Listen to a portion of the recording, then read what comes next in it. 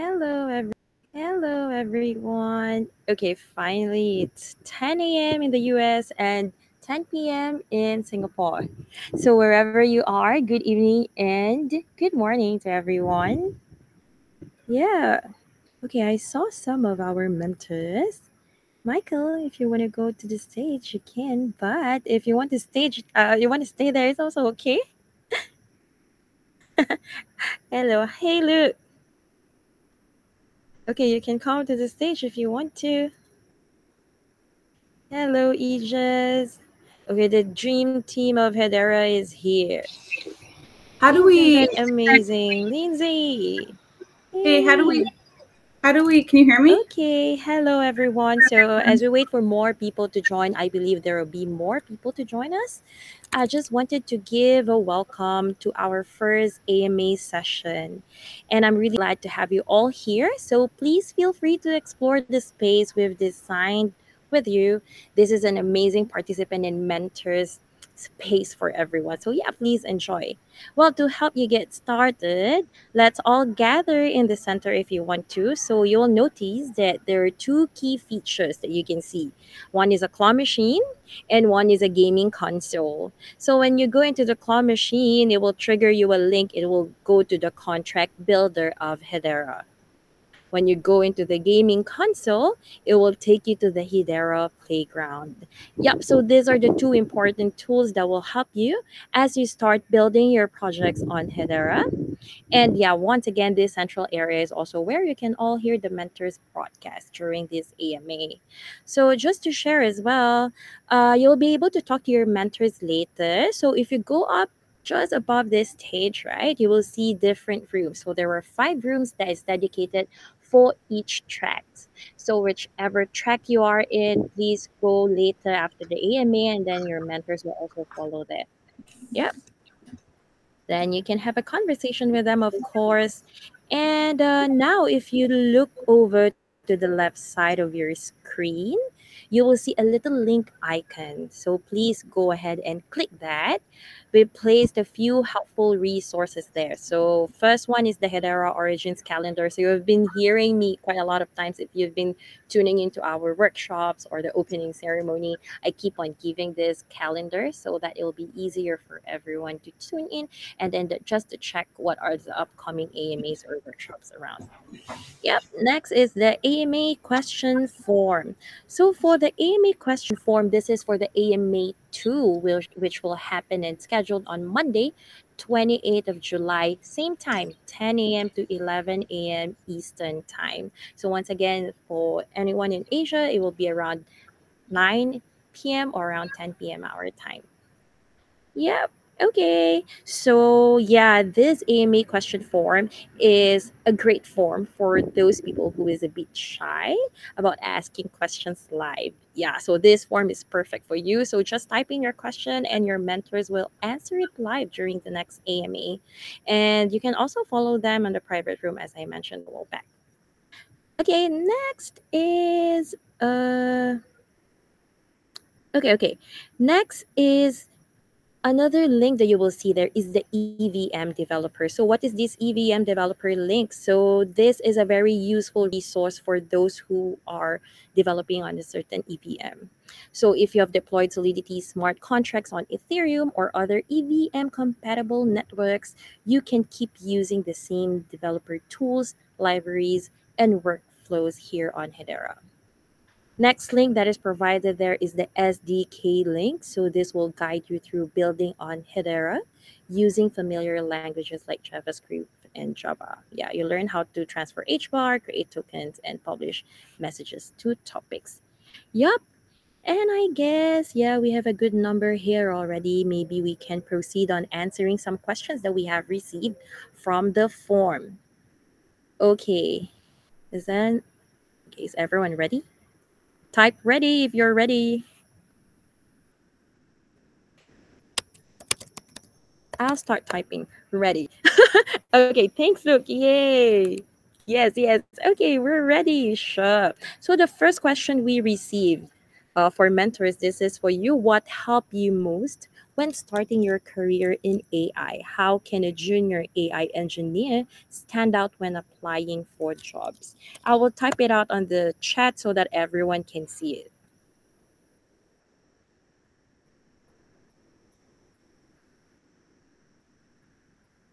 Any of our mentors, maybe our mentors for the legacy builders or the AI and agents? I'm happy to get started. Can you hear me okay? Yes, very clear.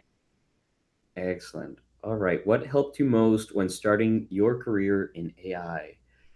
Um, I love the question. I think, well, I'm going to start with a general answer, but I think taking action and focusing on what you can learn today is that first step that you want to take, right?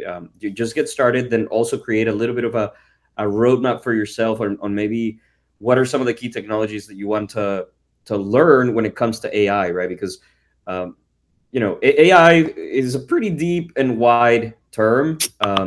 It goes much further than just LLMs and agents. I think there's a whole branch of, you know, uh, supervised learning, unsupervised learning, machine learning, deep learning, reinforcement learning, all that stuff. And so try to maybe develop that initial understanding and that mental model of the entire field, then determine what you want to focus on and what you want to learn. Because maybe you don't want to go down the machine learning path if you don't see opportunities there, or if you don't see key applications there, or maybe you do, right? And so I think it ultimately will be aligning your personal interests, your career direction, with what you can learn in that entire field. And so to be more specific about what helped me most, I would say free training courses, free information. That's probably a good first step to develop that mental model and that initial understanding.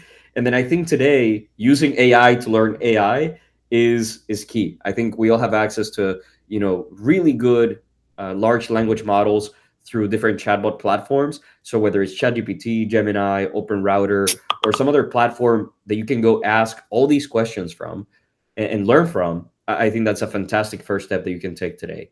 Now, if you're planning to go deeper into the route of like, okay, I really want to learn about neural networks, reinforcement learning, deep learning, classification algorithms, regression algorithms, I think, I would recommend maybe starting with something like YouTube and then moving further down the curve on something more specialized. I know, for example, like MathWorks, they have free training courses and free training series that are phenomenal. At MathWorks, they make this software called MATLAB that is used for multiple things. But then you can also explore, more academic courses if that's the path that you want to take. So very long answer to a very interesting question.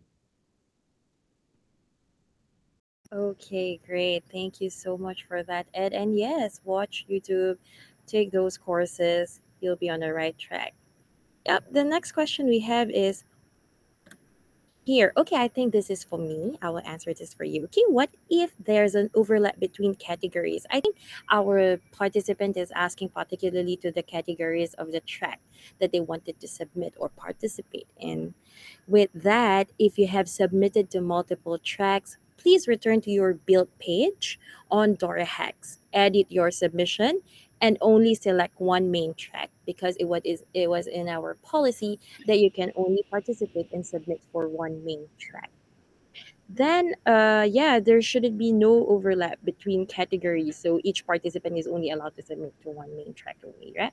And then if you wish to participate in another track, for example, oh, I really want to develop another one, sure, we can do that with a bounty, which we call dev experience. So after you submit your main track, you will be prompted with a box saying that do you want to submit for this bounty, and that bounty will give you the fields that you will be filling in for the dev experience itself. So it's similar to how you submitted your main track. So yeah, once again, only one main track per team.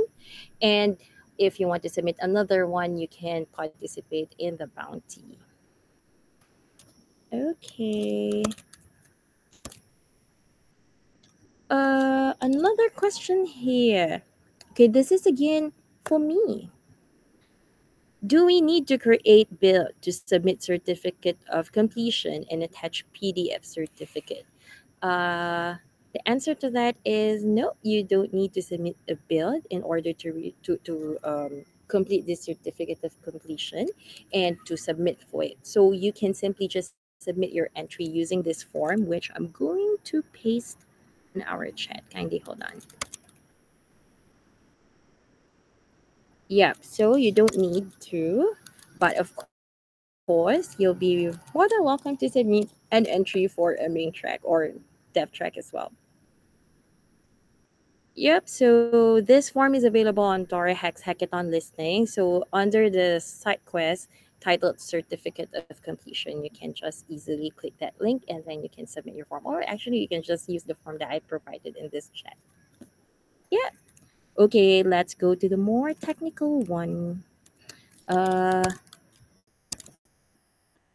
all right, mentors, here we go. How does Hedera handle real time data from AI agents?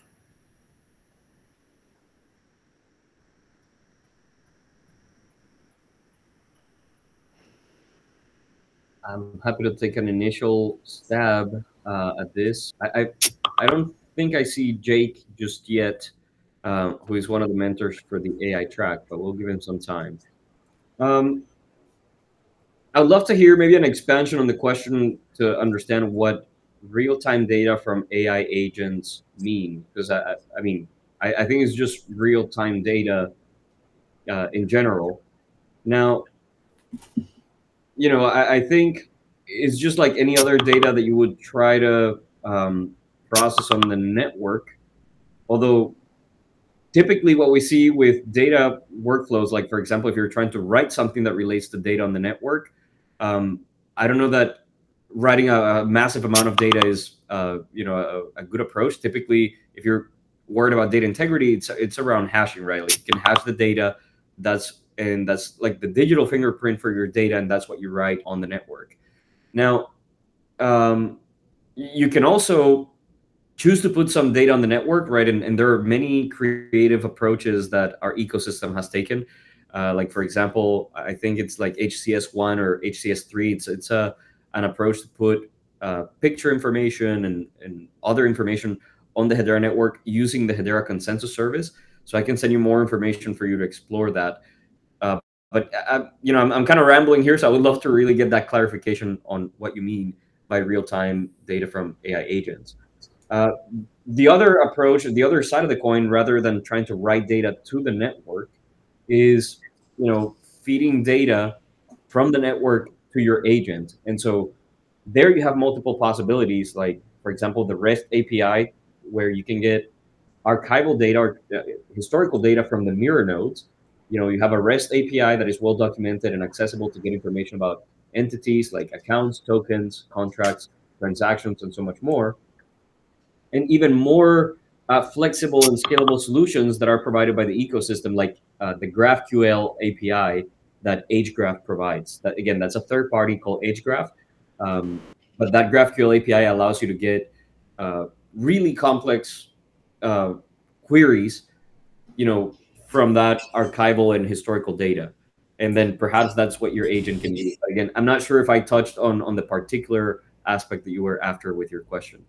Yeah, I'll if I pass could, it to the mentor if they want to expand on that. yeah, another thing I want to mention is if you're building an agent where you want real-time data from Hedera, we have an MCP server built into the AI Agent Kit SDK, which makes it really, really easy to use natural language to just connect with Hedera services and get things like your balance or find out about tokens or find out about topics, things like that.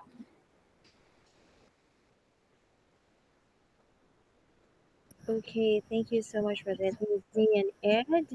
And for that someone who asked it about it, yeah, feel free to expand your question. Maybe you can connect to our mentors here after the AMA in each room, or you can also message them on Discord. Yeah. All right.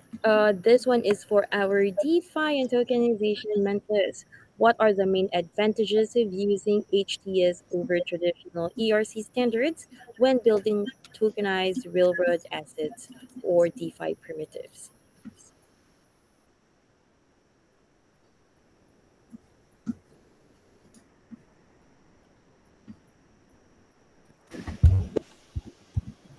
Hi everyone, can you hear me?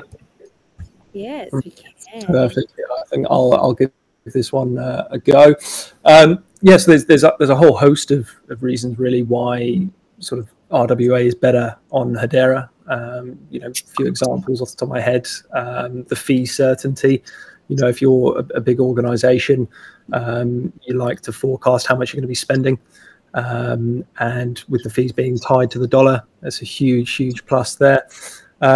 Again, operational governance, things like that. So for a big institution as well, who the current validators are on Hedera. You've got Google, IBM, council members. So it just adds another layer of trust. What else is there as well from an energy perspective? Going green, Hedera's transactions are incredibly clean. So again, companies looking for carbon credits and reducing their carbon footprint. Again, Hedera is such a great choice for that. Yeah, that's well said, Luke. I'll expand a little bit on that answer as well.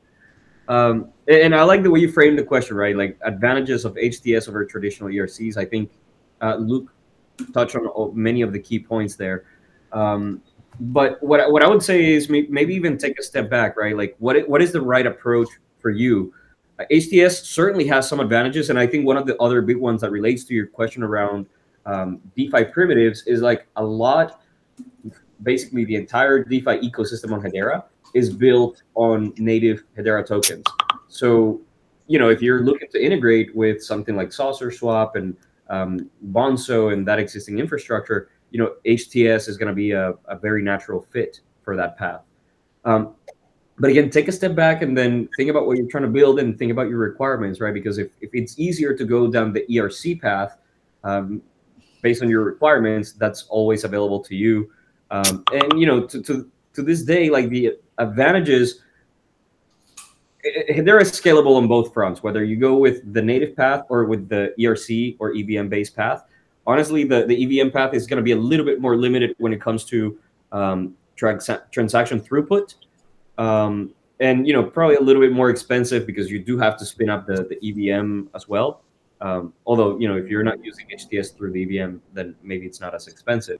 But the incremental change from HTS to ERC, you start feeling that more at the very high scale use cases.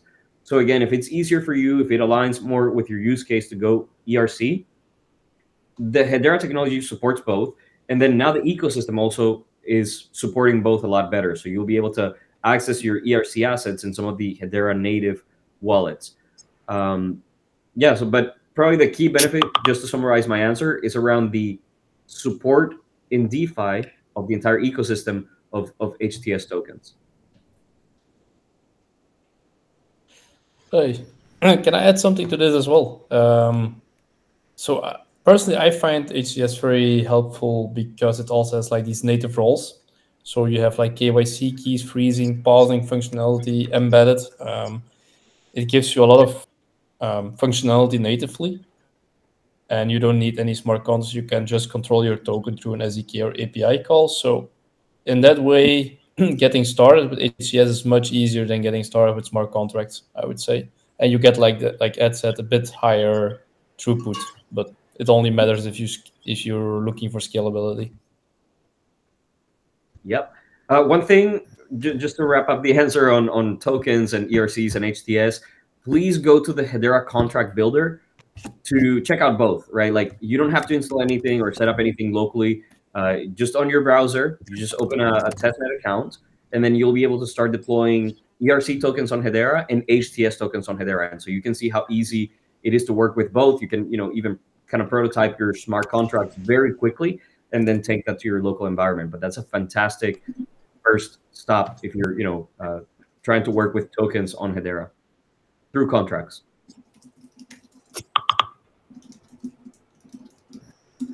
Wonderful.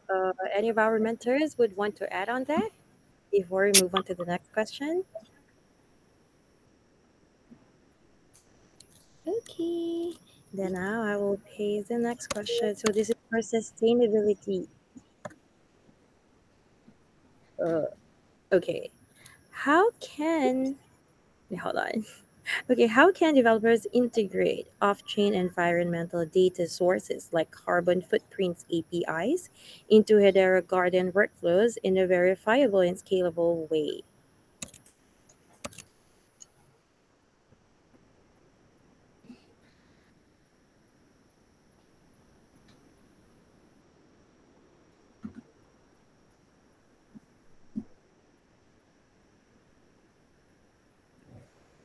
I can answer part of this question. One thing that we saw during another hackathon as well was someone used the Flare data oracles, where you can actually give it like an API source or another source. All of the nodes will call it, and they will aggregate the data on Flare, and then you can bridge this data point through layer zero on Hedera. It's a bit more of a complex use case, but this would be an interesting way to bring any off-chain data on-chain in a trusted manner. But I can't specifically talk about Hedera Guardian. I I think think Giuseppe is Giuseppe, trying to, yeah, yeah. Giuseppe is our guy that will give us a great answer on everything related to the Guardian, but I think he's trying to work out some mic issues on his end. Okay. Yeah, let's give him some time to fix his microphone. Do we want to proceed to the next question and then we can go back to this question afterwards? That sounds good. Yeah, let's come back, and then once Giuseppe figures out the mic situation, then for sure we'll revisit the question. Okay, that's good. Okay. This is for legacy builders.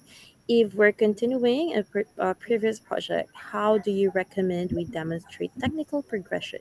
Should we focus on new features, scalability improvements, or integration with other Hedera services? I love this question. So I happen to be one of the mentors for that track. Um, demonstrating the technical progression is going to be key. I think if you can maybe in your pitch or in your slide deck highlight what's new in the commit history for your repository. That's one of the things that we're going to look at as we filter and judge those submissions. So again, highlighting the cutoff point from the previous hackathon, and then making it clear in that GitHub commit history in your pitch what's the delta and the improvements that you're making. In terms of what to focus on, I mean, I think ultimately we'll leave that up to you, but I would say more than just improving or incorporating Hedera services capabilities, think about what is going to make your solution really compelling to bring it to market. I think, as we bring judges and reviewers to the hackathon, it's really enjoyable when you see a project that is focused on market fit and addressing a real market problem. And so, if you can show technical progression on whether it's scalability, but it helps you address your target market better, or it solves the problem that you're trying to address a lot better, then I think the category doesn't really matter.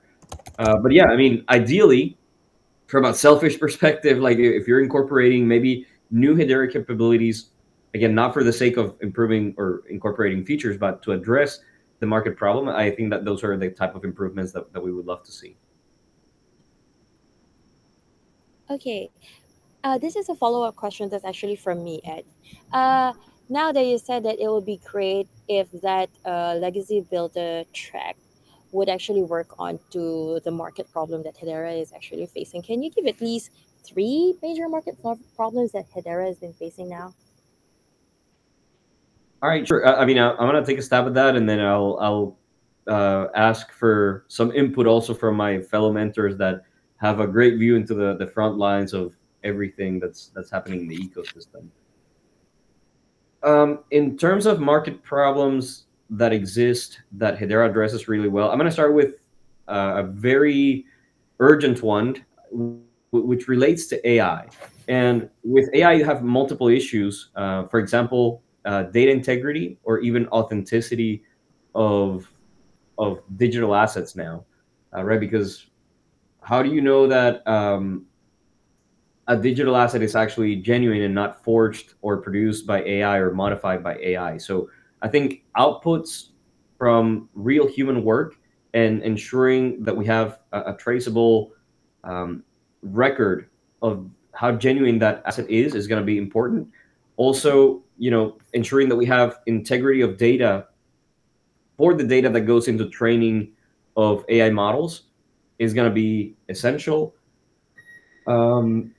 Maybe another interesting one could be around the compensation. And again, I have no idea how to solve this, so I'm just throwing out problems. Some of those might not have feasible solutions just yet.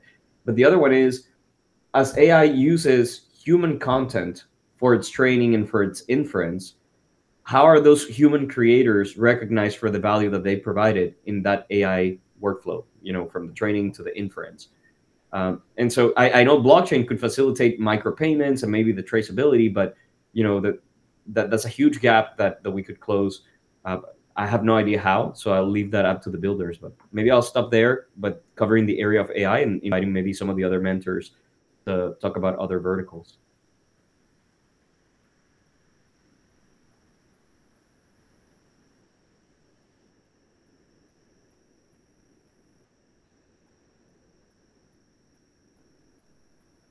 Ajas, Heal, Lindsay, any other problems you might want to, market problems that you might want to touch on that where Hedera is a good fit? I think there's a lot of potential with agents in building agentic workflows in general. When you build an agentic workflow, bring in data from many different sources and places. So solving the problem of coordinating those things, showing where they're coming from. It's not too different from the provenance of where data comes from, but making sort of more transparent workflows. Like, we use this agent and this from Hugging Face, and we used this data source from here, and having all of that on chain could make it really easy for users to evaluate what kind of agent they're using. I think for the DeFi track as well, tokenization is still like a strong use case using native HTS, because we have so many built-in features and compliance controls. We're very good for like these kind of RWA use cases.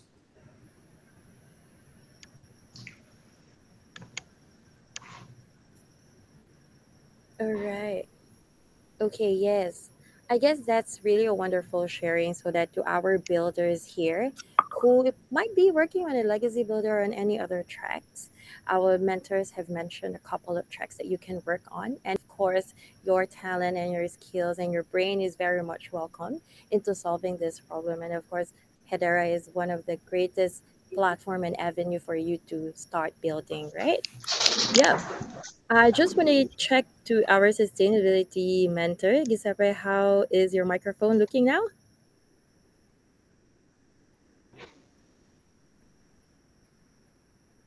Can you try Really? talking? Can you hear me? Yes, I Oh, can. cool. Sorry for the technical issues. So yeah, probably I was in these 3 seats that were private, but anyway. So yeah, I sent the long answer in the chat, but essentially we have a lot of documentation on MRV data and how to send MRV data to the Guardian. The overall idea is that you can use the UI. So it depends on who is the signer of the data. So data must be signed by someone. So we cannot have anonymous data. So we can preserve, because we need to preserve accountability for what we see on chain. And so everything must be signed. And especially we use a verifiable credential as a format. So you have 3 options. The first option is to use the Guardian UI to insert the data like a normal human would do. And then the Guardian is going to create the verifiable credential, to sign the credential, and to send the credential to the network. The second option is to use the API to receive external already created verifiable credentials. So you need to create the credential yourself, or your IT device, or what I would say the external service will do. You need to sign the credential, and you need to send that credential to the Guardian, and the Guardian will take care about creating the IPFS file and the Hedera HCS message. Or you can do everything by your own. So you can send directly the message to HCS, the policy HCS topic. And so you can skip completely the Guardian product, essentially.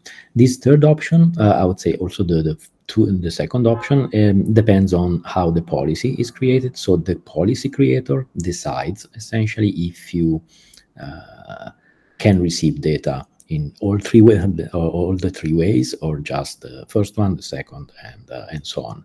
And the policy deployer, so when you deploy the policy, you can decide if you want what it's called like a private workflow that is not technically private, so it's still visible externally, but only specific actors can use that specific policy. Or you can use, like, it's called a public policy or a decentralized policy. Essentially, everyone that can use its own Guardian instance to send data to the workflow. And this is what usually complex policies want to do. So every stakeholder, like the project developers, the VVB, the platform of the project builders, the registry, and so on, everyone has its own instance, and so they submit data to their own instances. This is good also for scalability, because essentially the data is all stored on IPFS. Better, it is distributed via IPFS, but you can use your own local node for storing the data, or you can use a pinning service, depending. Usually in production, you want to use also a pinning service. But yeah, it scales very well. All the architecture is done in microservice architecture, so you can also scale the single components. So from the UI to the front end to the send to the broker, the database, and so on. And last piece of that information we have, I sent in the chat some link to the documentation.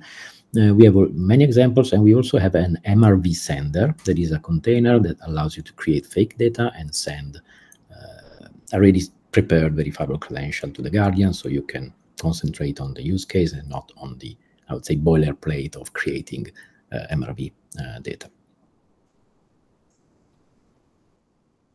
Wow, that is a very comprehensive answer. Thank you so much for that, Giuseppe. Yep. And yeah, okay, last but not least, this is the last question that we have received on our AMA form. This is for the dev experience check, I guess. Let's go. So this is, how is the impact of improvements to developer resources measured or evaluated during judging? Okay, is user feedback or developer adoption taken into account? I love that question, and it's very, whoever is asking this question, very deep thought process that you're going into here. So kudos on that.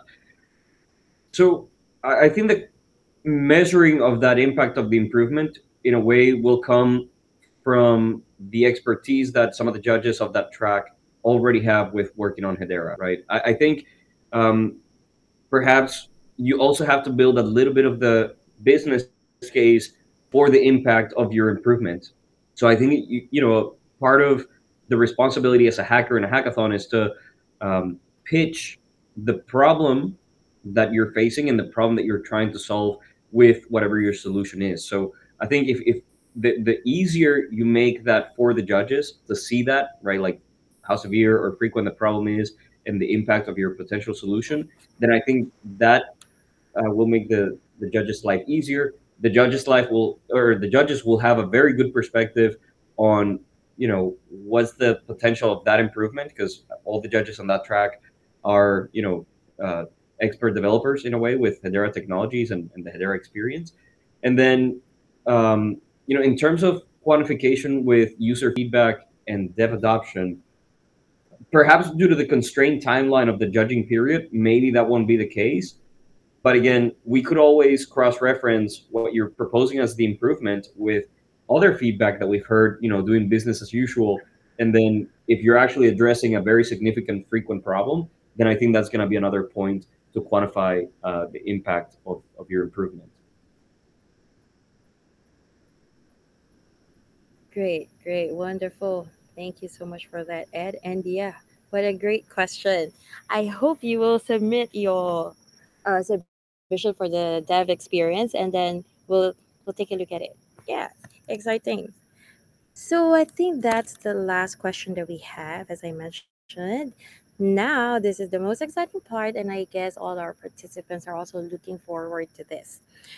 We still have at least 20 more minutes into finishing it around 11 a.m. But you can now go, all our mentors. I would like to invite you to go to each of the meeting rooms above.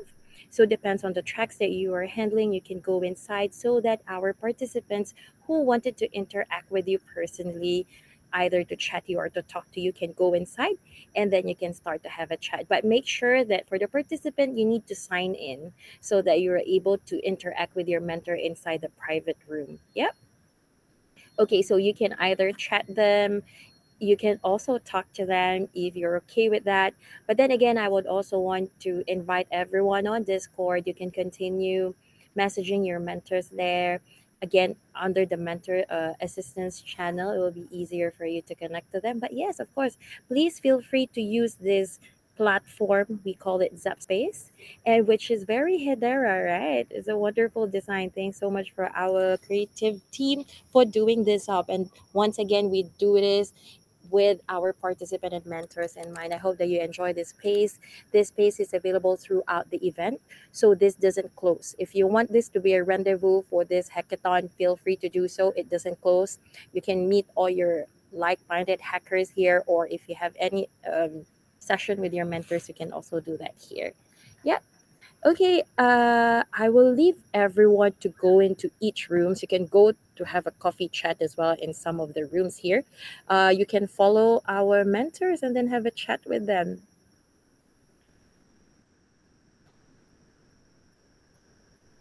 Okay, now I shall mute myself and I will allow everyone to just go around the space, click around, look at the gaming console, and go to the uh, contract builder. And yeah, all the links that have been provided there is a very great avenue for you for your resources in this hackathon. Okay, go, go, go talk to your mentors inside the meeting rooms.